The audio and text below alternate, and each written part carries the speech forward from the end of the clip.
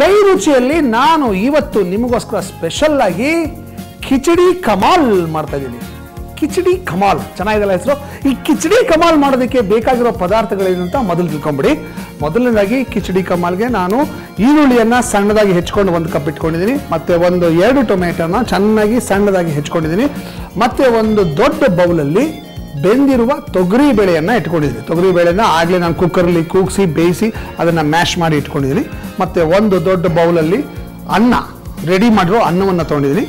ಮತ್ತು ಒಗ್ಗರಣೆಗೆ ಮೆಣಸಿನಕಾಯಿ ಇದೆ, ಮತ್ತು ಶುಂಠಿ ಇದೆ, ಮತ್ತು ಬೆಳ್ಳುಳ್ಳಿ ಇದೆ, ಮತ್ತು ಸ್ವಲ್ಪ ಜೀರಿಗೆ, ಒಗ್ಗರಣೆಗೆ ಸ್ವಲ್ಪ ತುಪ್ಪ, ಮತ್ತು ಮಸಾಲೆಗೆ ನಾನು ಯೂಸ್ ಮಾಡ್ತಾ ಇರೋದು ಹಸಿಮೆಣಸಿನ ಪುಡಿ, ಧನಿಯಾ ಪುಡಿ, ಗರಂ ಮಸಾಲ, ಸ್ವಲ್ಪ ಅರಿಶಿನ ಮತ್ತು ರುಚಿಗೆ ತಕ್ಕಷ್ಟು ಉಪ್ಪು. ಒಂದು 10-15 ಕರಿ ಮೆಣಸನ್ನ ತಗೊಂಡು ಅದನ್ನು ಚೆನ್ನಾಗಿ ಕುಟ್ಟಿ ಪುಡಿ ಮಾಡ್ಕೊಂಡಿದ್ದೀನಿ. ಗಾರ್ನಿಷ್ ಮಾಡೋದಕ್ಕೆ ಕೊತ್ತಂಬರಿ ಸೊಪ್ಪು ಮತ್ತು ಸ್ವಲ್ಪ ಕೆನೆ. ಈಗ ಈ ಕಿಚಡಿ ಕಮಾಲ್ ಮಾಡೋದು ಹೇಗೆ ಅಂತ ನಿಮಗೆ ಹೇಳ್ಕೊಡ್ತೀನಿ. ಶುರು ಮಾಡ್ಲಾ? ಒಂದು ಬಾಣಲೆ ತೊಗೊಂಡಿದ್ದೀನಿ, ಒಲೆ ಹಚ್ಚಿದ್ದೀನಿ, ಅದು ಸ್ವಲ್ಪ ಕಾಯಬೇಕು. ಇದಕ್ಕೆ ನಾನು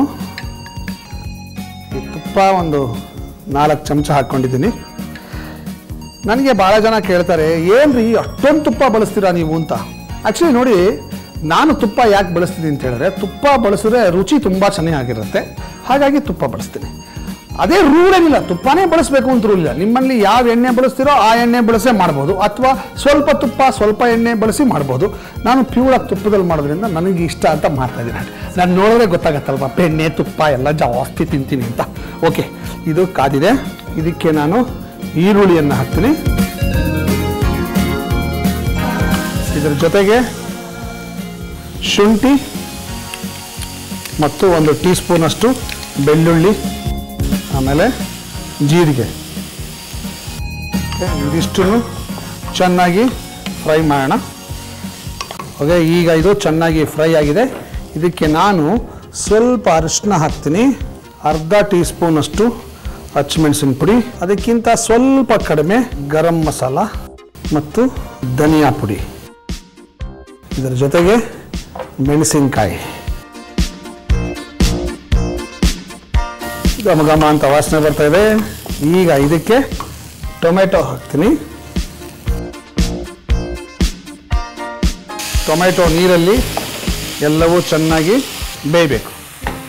ಓಕೆ, ನಾನು ಈ ಅನ್ನ ಇದೆಯಲ್ಲ, ಈ ಅನ್ನನ ಸ್ವಲ್ಪ ಮ್ಯಾಶ್ ಮಾಡ್ಕೋತೀನಿ. ಒಂದು ಬೇರೆ ಬೌಲ್ಗೆ ಅನ್ನ ಟ್ರಾನ್ಸ್ಫರ್ ಮಾಡಿಕೊಂಡು ಮ್ಯಾಶರ್ ತಗೊಂಡು ಸ್ವಲ್ಪ ಮ್ಯಾಶ್ ಮಾಡಬೇಕು. ಕಾರಣ ಏನಂದರೆ ಅದು ಮೆತ್ತಗಾಗುತ್ತೆ ಮತ್ತು ಚೆನ್ನಾಗಿ ಹದವಾಗಿ ಬಾಯಿಗೆ ಸಿಗುತ್ತೆ.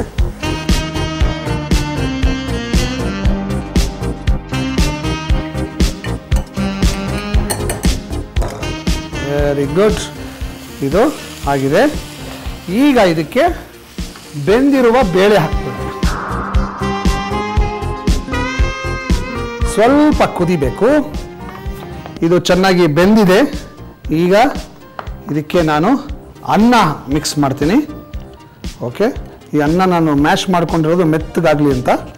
ಓಕೆ, ಇದನ್ನು ಚೆನ್ನಾಗಿ ಮಿಕ್ಸ್ ಮಾಡಿ ಈಗ ಇದಕ್ಕೆ ಕರಿ ಮೆಣಸಿನ ಪೌಡರ್ 1 ಟೀ ಸ್ಪೂನಷ್ಟು ಹಾಕಬೇಕು. ಮತ್ತು ರುಚಿಗೆ ತಕ್ಕಷ್ಟು ಉಪ್ಪು. ಇದನ್ನು ಚೆನ್ನಾಗಿ ಮಿಕ್ಸ್ ಮಾಡೋಣ. Very nice, beautiful, first class ಆಗಿದೆ. ಈಗ ಇದಾಗಿದೆ. ಇದಕ್ಕೆ ನಾನು ಕೊತ್ತಂಬರಿ ಸೊಪ್ಪನ್ನು ಹಾಕಬೇಕು.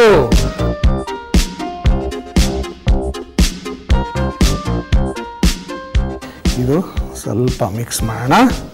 ಆಮೇಲೆ ಇದ್ರ ಮೇಲೆ ಫ್ರೆಶ್ ಕ್ರೀಮ್ ಒಂಚೂರು.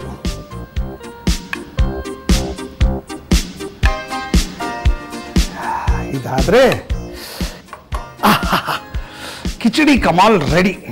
ಕಿಚಡಿ ಕಮಾಲ್ ಬೇಕಾಗುವ ಪದಾರ್ಥಗಳು: ಬೆಂದಿರುವ ತೊಗರಿಬೇಳೆ, ಅನ್ನ, ಟೊಮ್ಯಾಟೊ, ಈರುಳ್ಳಿ, ಹಸಿ ಮೆಣಸಿನಕಾಯಿ, ಜೀರಿಗೆ, ಅರಿಶಿನ, ಶುಂಠಿ, ಬೆಳ್ಳುಳ್ಳಿ, ಗರಂ ಮಸಾಲ, ಧನಿಯಾ ಪುಡಿ, ತುಪ್ಪ, ಫ್ರೆಶ್ ಕ್ರೀಮ್, ಅಚ್ಚ ಖಾರದ ಪುಡಿ, ಕರಿ ಮೆಣಸಿನ ಪುಡಿ, ಕೊತ್ತಂಬರಿ ಸೊಪ್ಪು ಮತ್ತು ಉಪ್ಪು. ಮಾಡುವ ವಿಧಾನ: ಬಾಣಲೆಗೆ ತುಪ್ಪ ಹಾಕಿ ಅದು ಕಾದ ಮೇಲೆ ಈರುಳ್ಳಿ, ಶುಂಠಿ, ಬೆಳ್ಳುಳ್ಳಿ, ಜೀರಿಗೆ ಹಾಕಿ ಚೆನ್ನಾಗಿ ಫ್ರೈ ಮಾಡಿ. ಅದಕ್ಕೆ ಅರಿಶಿನ, ಅಚ್ಚಮೆಣಸಿನ ಪುಡಿ, ಗರಂ ಮಸಾಲ, ಧನಿಯಾ ಪುಡಿ, ಹಸಿಮೆಣಸಿನಕಾಯಿ, ಟೊಮ್ಯಾಟೊ ಎಲ್ಲ ಹಾಕಿ ಮಿಕ್ಸ್ ಮಾಡಿ. ಅನ್ನವನ್ನು ಸ್ವಲ್ಪ ಸ್ಮ್ಯಾಶ್ ಮಾಡಿಡಿ. ಬಾಣಲೆಗೆ ಬೆಂದ ಬೇಳೆ ಹಾಕಿ ಕುದಿಸಿ. ನಂತರ ಅನ್ನ, ಮೆಣಸು ಪುಡಿ, ಉಪ್ಪು, ಕೊತ್ತಂಬರಿ ಸೊಪ್ಪು, ಫ್ರೆಶ್ ಕ್ರೀಮ್ ಹಾಕಿದರೆ ಕಿಚಡಿ ಕಮಾಲ್ ರೆಡಿ.